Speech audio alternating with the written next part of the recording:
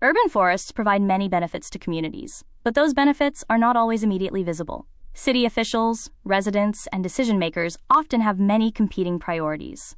Roads need repairs, schools require funding, and public safety services demand resources. In this environment, urban forestry programs must clearly communicate the value of trees. Urban foresters therefore spend a significant amount of time explaining the benefits of urban forests to policymakers, community leaders, and the public.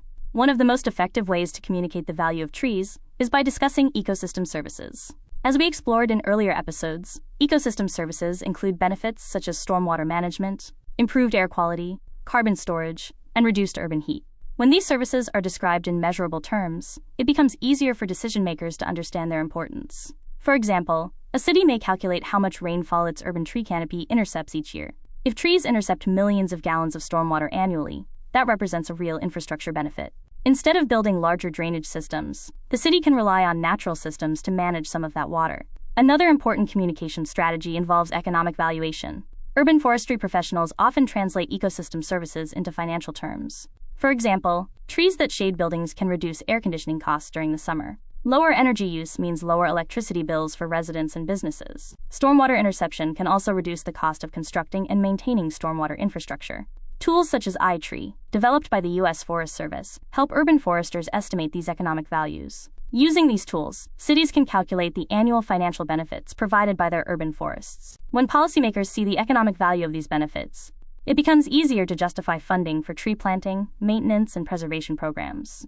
Another effective communication approach involves visual examples. Maps, charts, and photographs can help demonstrate the impact of urban forests. For example, maps showing canopy coverage across neighborhoods can reveal areas with limited tree canopy and higher temperatures. These visual tools help illustrate why planting programs are needed. Urban foresters also use storytelling to communicate the importance of trees. Stories about how trees improve neighborhoods, reduce heat exposure, or create welcoming public spaces can help people connect emotionally with urban forestry initiatives. Public presentations, community meetings, and outreach campaigns often combine scientific data with personal stories to make the message more engaging. Communication with decision-makers is especially important. City councils, planning commissions, and municipal administrators often determine funding levels and policy priorities.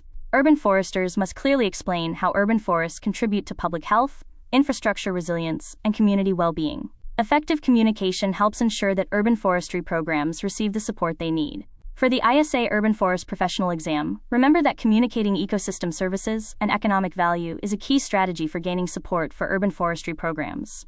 Exam questions may emphasize the use of data, economic valuation, and visual tools to explain the benefits of urban forests to decision-makers and the public. Today we explored how urban foresters communicate the value of urban forests to communities and policymakers. By translating ecosystem services into measurable environmental and economic benefits, urban forestry programs can build stronger support for tree management and planting initiatives. So far we have explored how urban forests are measured, managed, and supported by communities. In the next podcast, we will begin a new section of the series. We'll shift our focus to the arboricultural practices that support healthy urban trees, starting with the professional standards that guide modern tree care. You've been listening to the Arborist-podcast. Our goal is to grow our collective knowledge, one domain at a time. If you enjoyed the podcast, please like, share, and subscribe to help us keep this momentum. Until next time, let's keep growing this community together.